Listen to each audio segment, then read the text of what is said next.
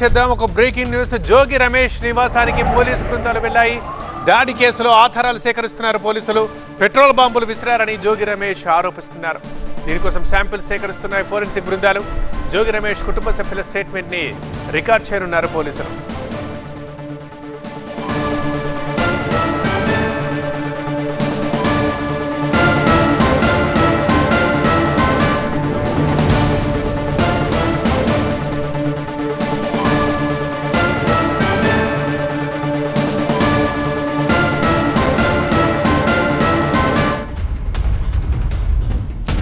Right, ఇక ప్రస్తుతం జోగి రమేష్ నివాసం దగ్గర ఏం జరుగుతుంది? మా ప్రతినిధి వసంత్ ఉన్నారు, లైవ్ లో మాట్లాడదాం.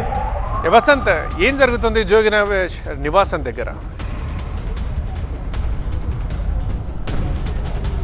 నిన్న దాడి గురైనటువంటి జోగి రమేష్ నివాసానికి ఇబ్రహీంపట్నం పోలీసులు చేరుతున్నారు. ఫారెన్సిక్ బృందాలతోటి ప్రస్తుతం జోగి రమేష్ నివాసానికి సంబంధించినటువంటి నిన్న ఏవైతే రాళ్ళు కర్రలతో పాటుగా పెట్రోల్ బాంబులు విసిరారు, వాటికి సంబంధించినటువంటి ఎవిడెన్సెస్ మొత్తాన్ని కూడా ఇటు ఇబ్రహీంపట్నం పోలీసులు ఇటు ఫారెన్సిక్ బృందాలు వచ్చి వాటిని మొత్తాన్ని కూడా శాంపిల్స్ మొత్తం కూడా కలెక్ట్ చేస్తున్నారు. ఇప్పటికే జోగి రమేష్ నివాసం పైన దాడి ఘటనకు సంబంధించిన వ్యవహారంలో 43 మంది పైన ఇబ్రహీంపట్నం పోలీసులు కేసు నమోదు చేశారు. ఈ కేసు నమోదు చేయడంతో పాటుగా ఈ దాడి ఘటనను పూర్తిగా పోలీసుల నిర్లక్ష్యం వైఫల్యం కారణంగా జరిగిందంటూ కూడా ఆరోపణలు చేయడం, మరోవైపు పోలీసుల తీర్పుని తీవ్ర స్థాయిలో ఇటు వైఎస్ఆర్ కాంగ్రెస్ పార్టీ కూడా మండిపడుతోంది. అయితే ఇప్పటికే ఈ దాడి ఘటనను నేను అడ్డుకున్నాము, ఈ దాడికి సంబంధించినటువంటి వ్యవహారాలు సుమోటోగా కేసు నమోదు చేశాము, ఈ దాడిలో దాదాపు 43 మంది పాల్గొన్నారంటూ కూడా ఇప్పటికే నిందితులుగా చేర్చగా వారిని ఐడెంటిఫై చేసే పనిలో పోలీసులు నిపుణులు. ఇప్పటికే 11 మందిని ఇప్పటికే ఇబ్రహీంపట్నం పోలీస్ స్టేషన్ పిలిచి విచారించారు. వారి స్టేట్మెంట్ కూడా రికార్డు చేస్తున్నారు. అయితే తాజాగా జోగి రమేష్ నివాసానికి ఇటు ఫారెన్సిక్ బృందాలు పోలీసులు చేరుకొని అసలు ఏం జరిగిందనే కోణంలో కూడా దర్యాప్తు చేస్తున్నారు. ఏ సమయంలో వచ్చారు, ఎంతమంది వచ్చారు, ఎలా వచ్చారు, వేటితోటి దాడి చేశారనే దానికి సంబంధించి కూడా ఆధారాల మొత్తాన్ని కూడా కలెక్ట్ చేస్తున్నారు. ఫారెన్సిక్ బృందాలు ప్రస్తుతం జోగి నివాసంలో శాంపిల్స్ మొత్తాన్ని కూడా కలెక్ట్ చేస్తూ ఉన్నాయి.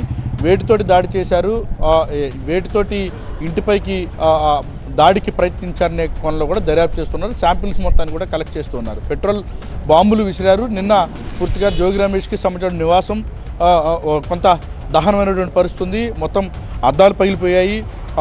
బయట ఉన్నటువంటి ఫర్నిచరు, ఫ్లెక్సీలు మొత్తాన్ని కూడా ధ్వంసం చేశారు. గేట్లు కూడా ధ్వంసం చేసినటువంటి సిచ్యువేషన్ నిన్న మనకి కనిపించింది. పూర్తిగా ఒక హైటెన్షన్ వాతావరణం కూడా అక్కడ కనిపించింది. ఈ నేపథ్యంలో ఇప్పటివరకు జోగి రమేష్ కుటుంబ సభ్యులు ఎవరు కూడా పోలీసులకి ఫిర్యాదు చేయలేదు. నిన్న దాడి జరగడానికి ముందుగానే పోలీసులు సమాచారంతో మనం విజువల్స్లో కూడా క్లియర్గా చూడొచ్చు. కొన్ని శాంపిల్స్ను ఫారెన్సిక్ బృందాలు కలెక్ట్ చేస్తూ ఉన్నాయి.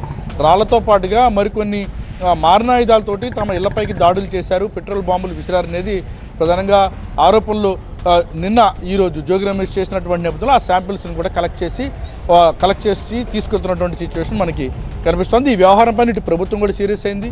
ఇప్పటికే హైకోర్టు సైతం జోగి రమేష్ కుటుంబానికి వారి నివాసానికి భద్రత కల్పించాలని స్పష్టంగా ఆదేశాలు ఇచ్చింది. ఇప్పటికే సీఎం చంద్రబాబు సైతం జోగి రమేష్ కుటుంబం ఈ నివాసం పైన దాడి ఘటన తీవ్రంగా కూడా పరిగణించారు, సమయం పాటించాలని చెప్పారు.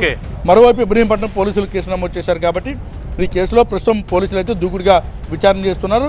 వారికి సంబంధించిన శాంపిల్స్ మొత్తాన్ని కూడా కలెక్ట్ చేస్తున్నారు. తర్వాత జోగి రమేష్ కుటుంబ సభ్యులు స్టేట్మెంట్ రికార్డ్ చేసి మరికొన్ని అరెస్టులు ఉండేటటువంటి అవకాశం అయితే ఉంటుంది ఈ కేసులో. రైట్ వసంత్.